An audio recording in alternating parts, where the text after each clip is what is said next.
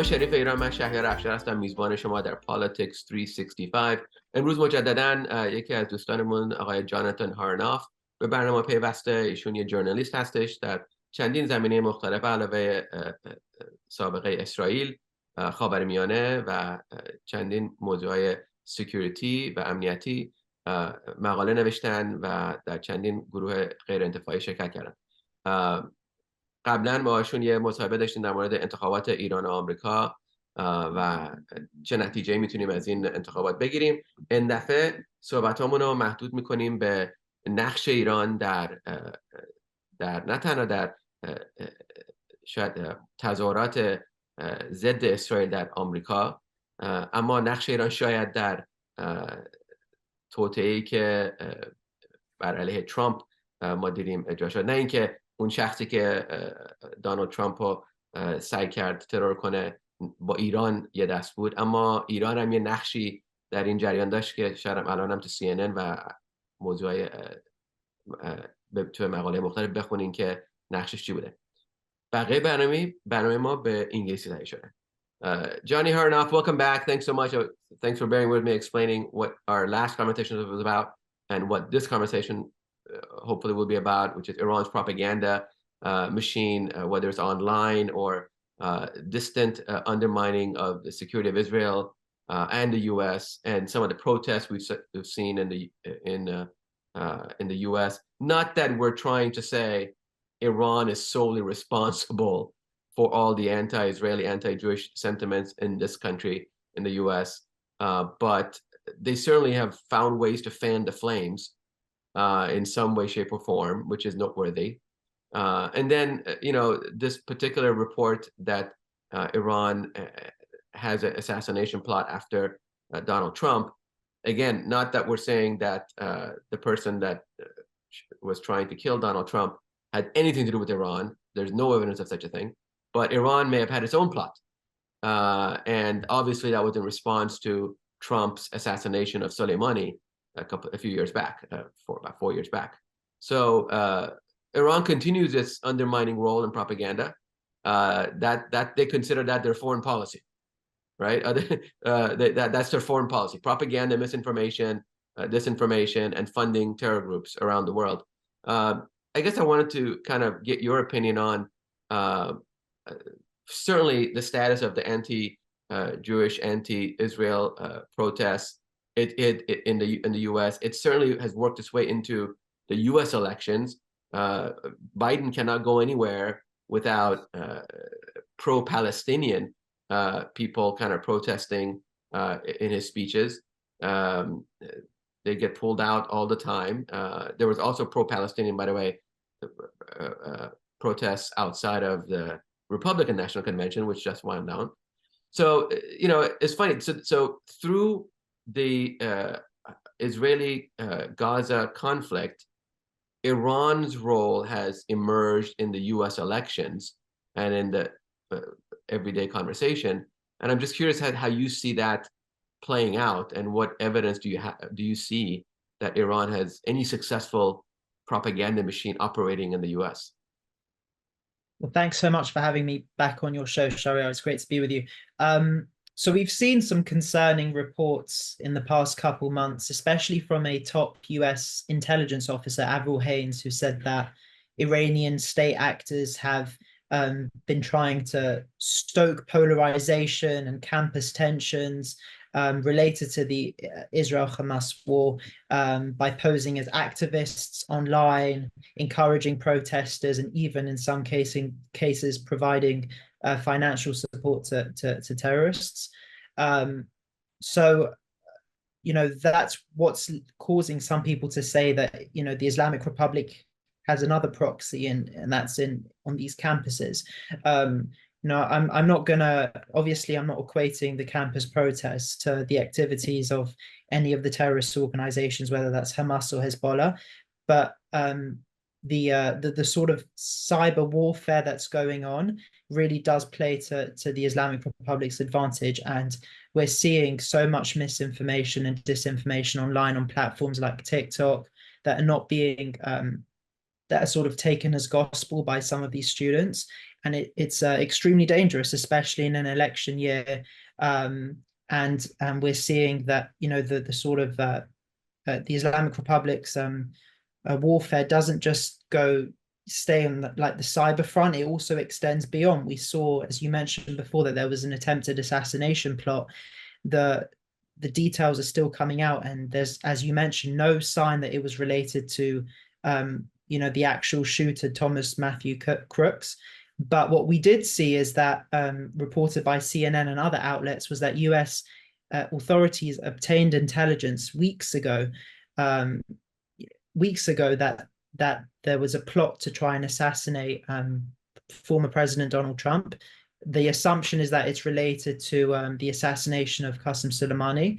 And what happened was, as a result of that intelligence, the Secret Service amped up its security around the former president.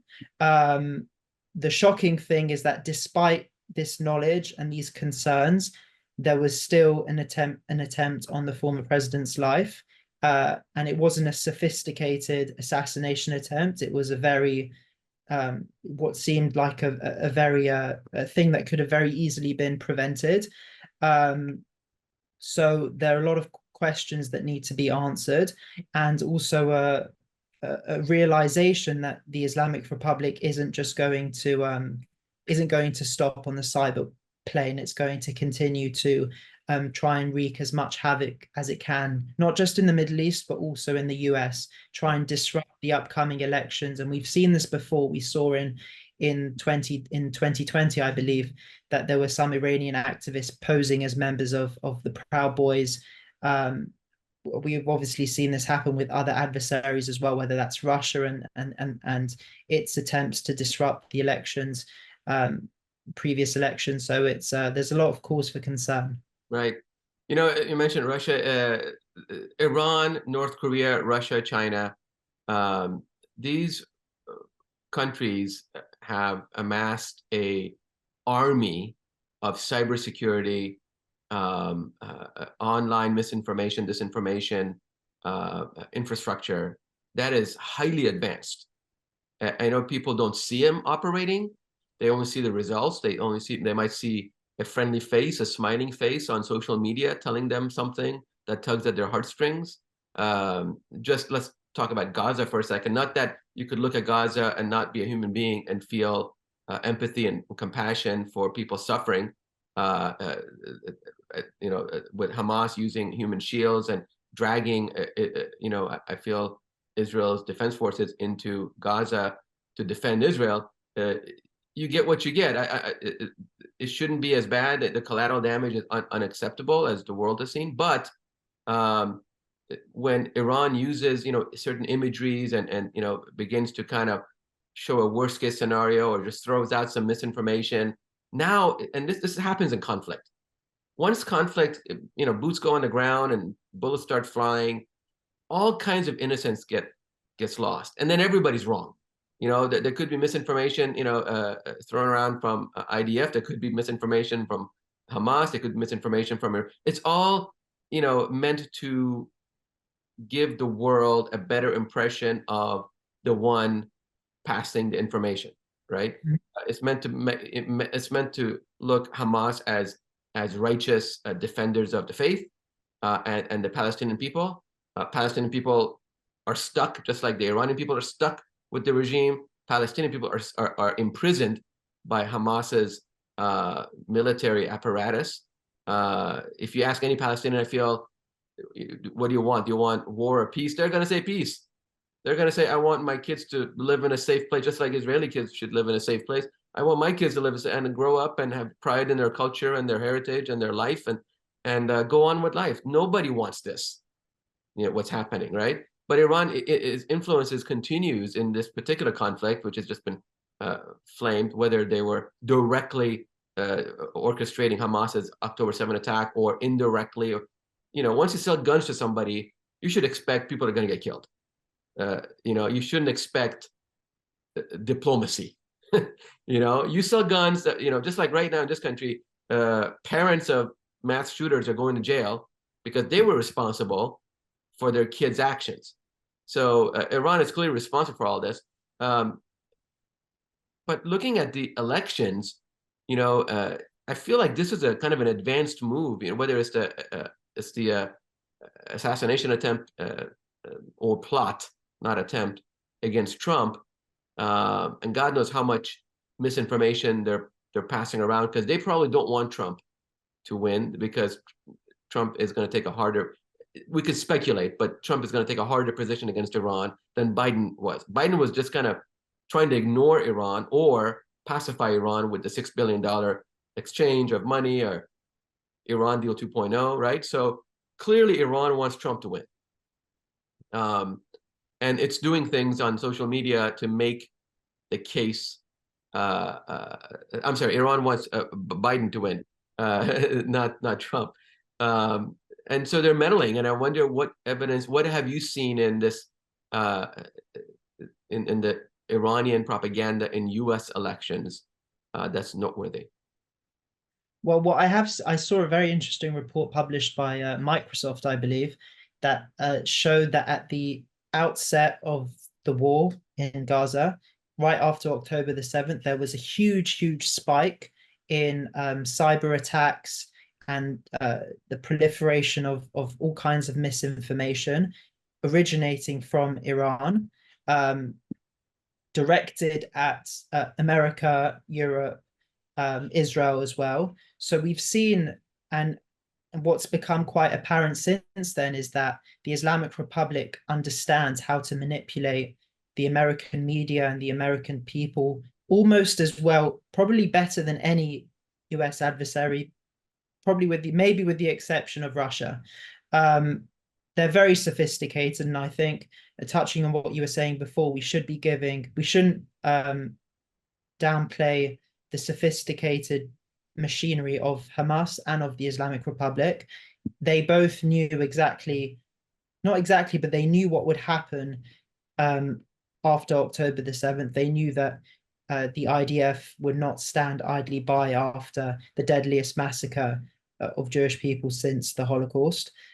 It knew that there would be consequences for both Hamas, the Islamic Republic, and unfortunately innocent Palestinians. What's happened since then, the war there, is absolutely tragic. Nobody wants innocent lives to die on either side, but unfortunately it's a matter of leadership. And when your leadership in Gaza prioritizes the destruction of your neighbor over the welfare and prosperity of your own people, you end up in the situation we're in now. And if you're asking, like, what about Israel's leadership? The answer is very simple. Israel has elections. The people and the people of Israel have the right to protest, to demonstrate, which they've done on a weekly basis, or maybe even on a nightly basis, both before October the 7th and since. Some of the people on the front lines of those protests are the families of hostages who want, there to be an end to the war, for there to be a sort of deal. So there is, if Israel has elections, it's had many elections in the past couple of years. So if anything, its electoral system has been sort of too democratic. Its proportional representation system has been too democratic. But there aren't any elections on the Palestinian side. Palestinians who want to improve their lives don't really have much recourse there. And that's a huge failure of leadership in Gaza.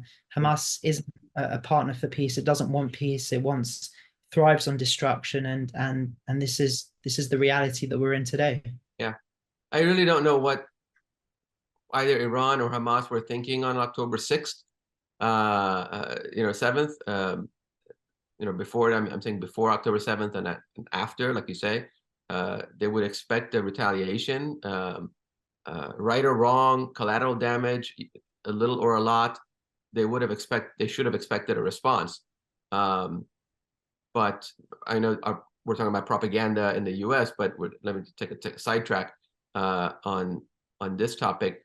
You mentioned Israeli elections. I could be wrong, but Israeli has coalition government, right? Mm-hmm. So it's not just so the prime minister, whether you agree with him or not, and lots of people were disagreeing with prime minister's actions on the Supreme Court's issues prior to October 7th. Lots of internal discontent in Israel about that issue, but for the most part, a prime minister has to keep a coalition together.